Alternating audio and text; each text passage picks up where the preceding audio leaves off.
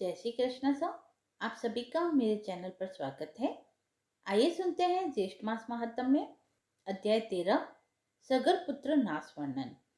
स्कंद जी कहने लगे कि हे ब्राह्मणों, जब इंद्र ने यज्ञ का सब वृत्तांत विष्णु से कहा तब भगवान विष्णु मन से ध्यान कर इंद्र से निश्चित बोले कि हे इंद्र, मुझको और समर्थ शिव जी को उन लोगों ने नहीं बुलाया, इसलिए मैं तुमसे एक उपाय बतलाता हूँ।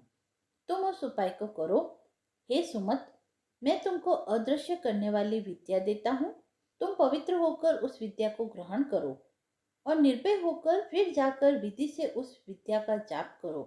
सावधानी से यज्ञ के घोड़े का हरण करो और उसी तरह मौन पूर्वक कपिल ऋषि के आश्रम में जाओ। सब देखकर यज्ञ के घोड़े को कपिल मुनि के आश्रम में रखकर स्वर्ग में जाकर पूर्ववत अपना काम करो। भगवान के वचन सुनकर इंद्र ने विधिवत स्नान किया और अदृश्य कारिणी विद्या को ग्रहण कर प्रथम मधुसूदन भगवान को प्रणाम किया और पूछा कि भगवान कपिल मुनि कहाँ पर है। श्री विष्णु भगवान कहने लगे कि कलिंग देश से पूर्व की तरफ पृथ्वी के अंदर गुफा में कपिल ऋषि ने पाताल के समान भूग्रह बना रखा है।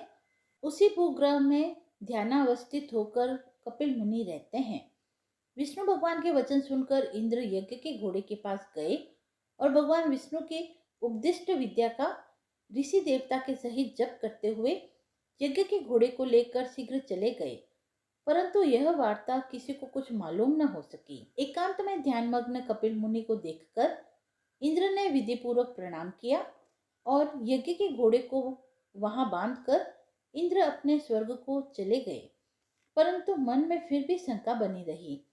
इधर यज्ञ के घोड़े के हरण हो जाने पर उसके रक्षक एक साथ अज्ञान से मोहित होकर राजा के पास आकर कहने लगे कि हे राजन, यज्ञ का घोड़ा कहाँ गया और कौन हर कर ले गया, यह हम नहीं जानते। रक्षकों के वचन सुनकर सगर पुत्र यज्ञासव की खोज करने के लिए 10 दिशाओं में गए। समस्त पृथ्वी तल के भाग को देखकर देवलोक देखने के लिए स्वर्ग को आए। इसके पश्चात नक्षत्र लोग गए और इंद्र की पुरी को गए। संशय में पड़कर व्याकुल सगरपुत्र इंद्र के प्रत्येक ग्रह में और दूसरों के ग्रह तथा नगर में अटारी, समस्त शाला, वन, उपवन, दिक्पालों के लोक, तदंतर ब्रह्मलोक, कैलाश, हिमवान तथा अनेकों मेरु पर्वत, समस्त गुफा और शिखर, गंधर्व लोक, यज्ञ लोक, तदंतर विष्णु लोक में भी गए। इस प्रकार सगरपुत्र सब लोकों में घूमे, परंतु यज्ञ के घोड़े का कहीं पता नहीं लगा। फिर वह पाताल के लोक में गए और 7 पातालों को देखा। फिर वह निराश होकर अपने शिविर में गए।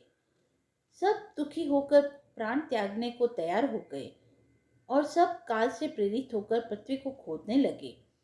अकस्मात उस विवर से मिला हुआ 100 योजन के विस्तार में इंद्रालय के समान और मनुष्यों से रहित दिव्य गहरी गुफा को देखकर सबके सब उस गुफा में चले गए। वहां जाकर कमल की रस्सी से बंधा हुआ यज्ञ के घोड़े को देखा और वहां पर ध्यान में मग्न कपिल ऋषि को भी देखा, जो कि केवल मन से ही सृष्टि, संहार, शाप और अनुग्रह करने वाले हैं।